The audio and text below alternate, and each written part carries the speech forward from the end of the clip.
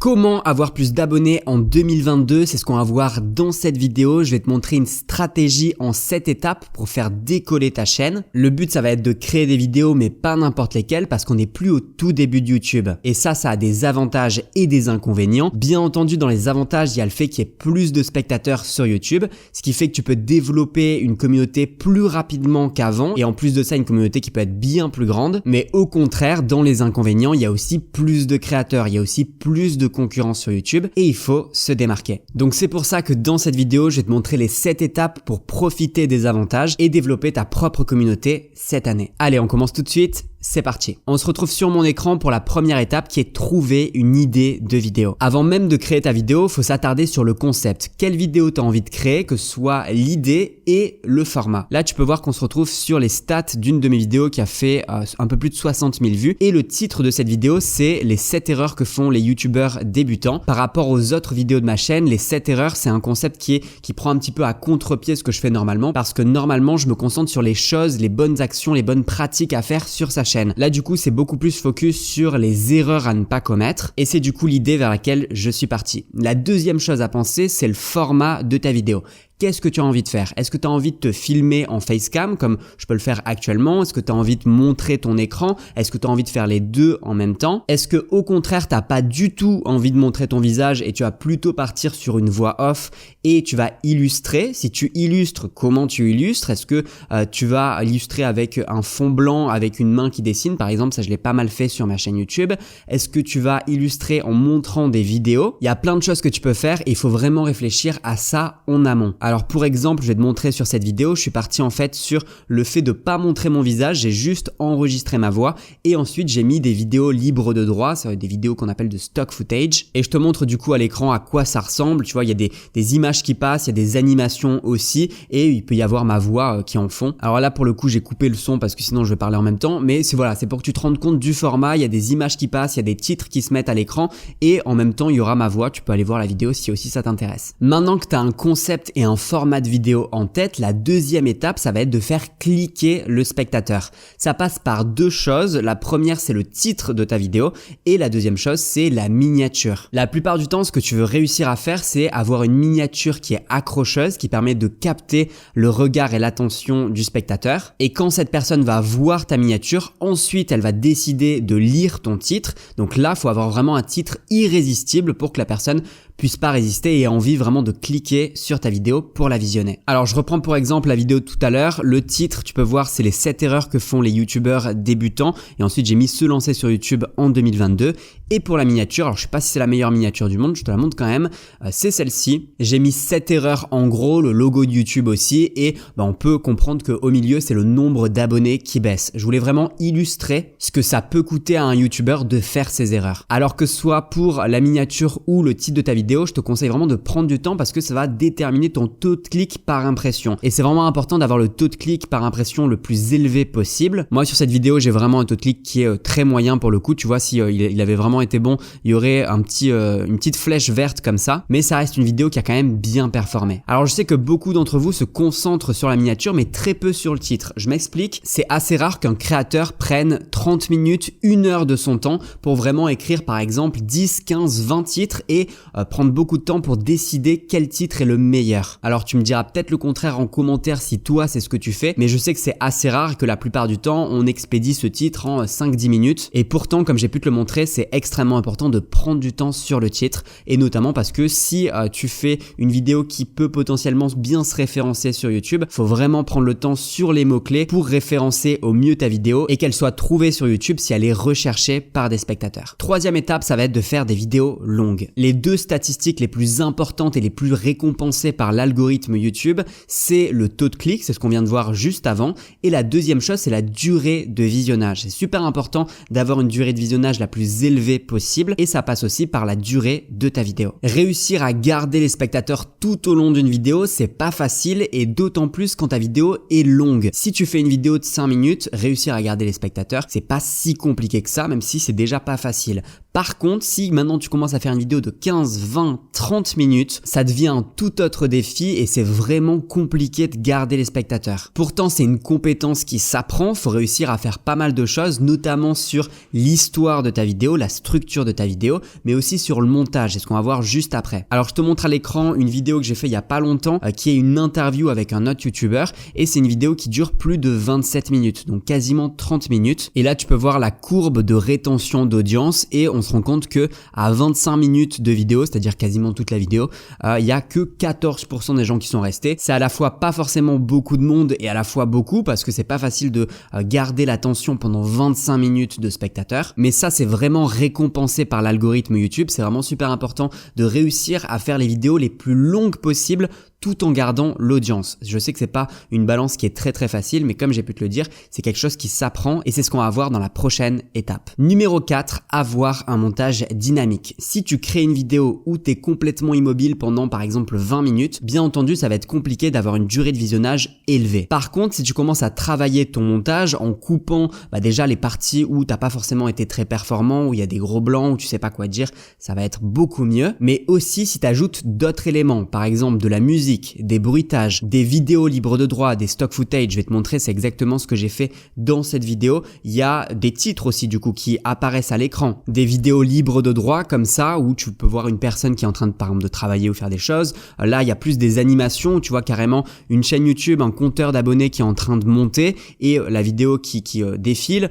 Là il y a carrément un fond blanc qui est un petit peu animé, du texte qui vient par-dessus. Bref, tu as plein de moyens différents de rendre une vidéo beaucoup plus attractive, beaucoup plus dynamique aussi et que tes spectateurs aient envie de rester sur tes vidéos. Alors pour avoir un montage plus dynamique, j'ai envie de te montrer un site qui s'appelle Motion Array que j'ai beaucoup utilisé, que je continue à utiliser aujourd'hui.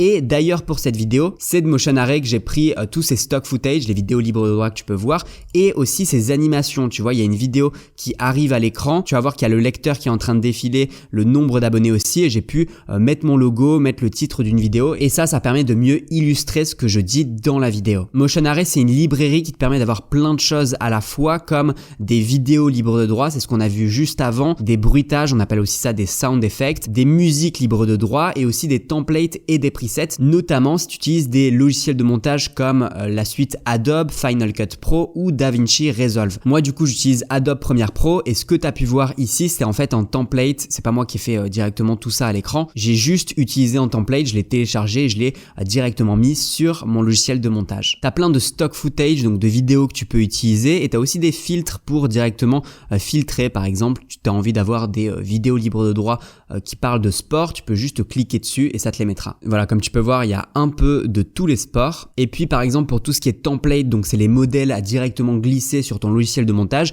tu peux choisir ton logiciel de montage ici. Moi, j'ai choisi par exemple Adobe Premiere Pro, c'est le mien.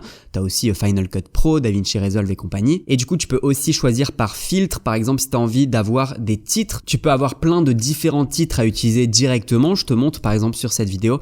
Moi là, ce titre qui arrive directement, c'est pas moi qui l'ai fait. J'ai juste téléchargé et directement importé sur mon logiciel de montage. Rien de plus à faire. T'as aussi plein d'autres choses, des transitions, des logos, des intros, c'est-à-dire des génériques. Bref, Motion Array, c'est vraiment très complet. C'est une librairie de tout ce que tu peux avoir besoin pour tes montages vidéo. Je te laisse regarder si ça t'intéresse. Je t'ai mis un lien dans la description et du coup, tu peux avoir accès à tout Motion Array avec un abonnement par mois qui est vraiment à un prix dérisoire. Le lien qui est dans la description, c'est un lien qui est affilié, donc si tu décides de prendre l'abonnement, je vais toucher un petit quelque chose. Alors le montage, c'est super important pour garder les personnes tout au long de ta vidéo et notamment pour avoir des vidéos plus longues. Par contre, ça me semble important de le dire, ça sert à rien de faire une vidéo plus longue juste pour plaire à l'algorithme et compagnie, alors que tu aurais pu faire une vidéo qui se terminait par exemple en 5 ou 10 minutes. Ça sert à rien de pousser la longueur de la vidéo. Numéro 5, optimiser sa vidéo. C'est vraiment super important de le faire et il y a plein de moyens de le faire. Notamment avec les mots-clés, c'est-à-dire mettre des mots-clés dans son titre. Par exemple, cette vidéo, elle parle des salaires des youtubeurs, donc bien entendu, je l'ai mis dans le titre,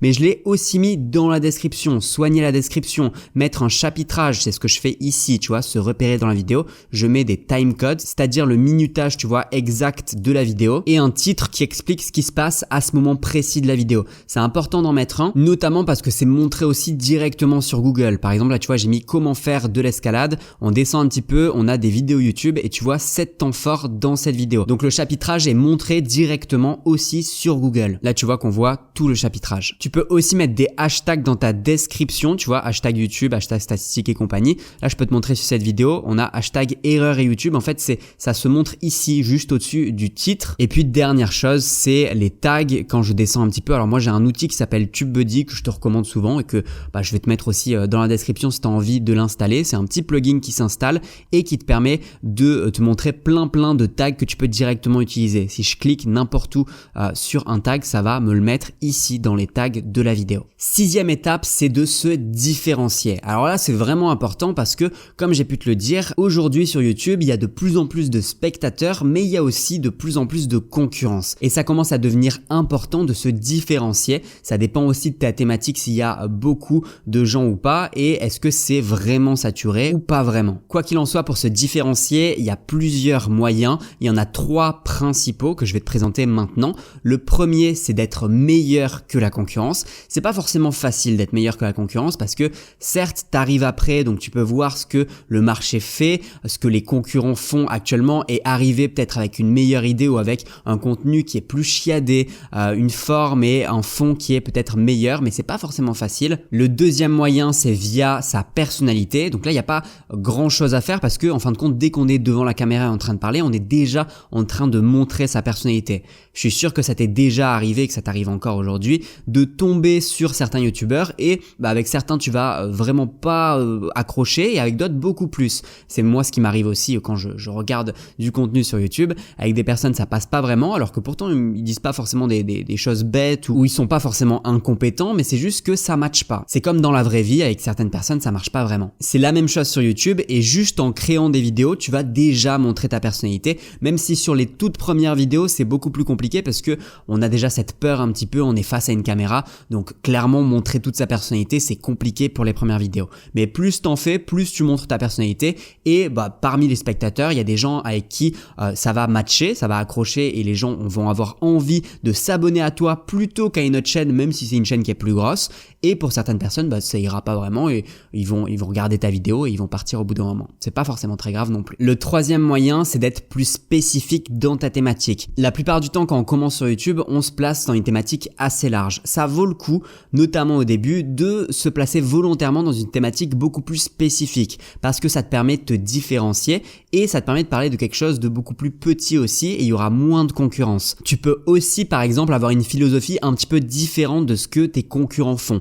Par exemple, si tu parles de perdre du poids, la plupart des gens ont des techniques bien précises, des régimes à suivre et compagnie, ou carrément tu peux te positionner à contre-courant en disant que ta philosophie c'est juste d'accepter son corps et de pas forcément suivre un régime. Les gens qui adhèrent à ta philosophie du coup sont obligés de te suivre toi parce que il n'y a pas 100 personnes comme toi qui ont la même philosophie, il y a que toi et du coup ils vont s'abonner à ta chaîne. Septième étape pour avoir plus d'abonnés, c'est la plus évidente et pourtant pas tout le monde le fait, c'est tout simplement de le demander avec un appel à l'action et si possible vraiment donner un intérêt pour s'abonner, pas juste dire abonnez-vous ça me fait plaisir, mais vraiment donner une raison de s'abonner à ta chaîne. Je vois encore beaucoup de youtubeurs qui font pas du tout l'appel à l'action de s'abonner ou s'ils le font, ils le font au tout début de vidéo, c'est-à-dire dans les 10 premières secondes, abonnez-vous à ma chaîne naninana. C'est compliqué de faire ça dès le début parce que t'as pas encore prouvé à la personne que ça valait le coup de s'abonner à ta chaîne. C'est pour ça que je trouve que ça vaut le coup de le faire plutôt à la fin de la vidéo parce que si elle est arrivée jusqu'à la fin de la vidéo, forcément elle aime ton contenu, elle a aimé ce que tu as proposé dans la vidéo et potentiellement elle pourra aimer de prochaines vidéos. Alors je vais moi-même faire un appel à l'action. Si tu as aimé cette vidéo, abonne-toi à cette chaîne parce que je sors plein de vidéos chaque semaine pour aider les youtubeurs à développer leur chaîne YouTube. Tu peux aussi laisser un commentaire en me disant toi quelle est ta stratégie pour avoir plus d'abonnés. Et puis dernière chose, je te propose un guide PDF offert qui sont les 7 clés pour décoller sur YouTube. Tu peux le télécharger dans la description de cette vidéo. Je te laisse aussi avec une autre vidéo qui s'affiche à l'écran, c'est les 7 erreurs que font les youtubeurs débutants. Je t'ai montré cette vidéo tout au long de celle-ci et je te conseille d'aller la voir, notamment pour pas reproduire ces erreurs qu'on fait tous au début. Moi je te dis à la semaine prochaine pour une nouvelle vidéo. Salut!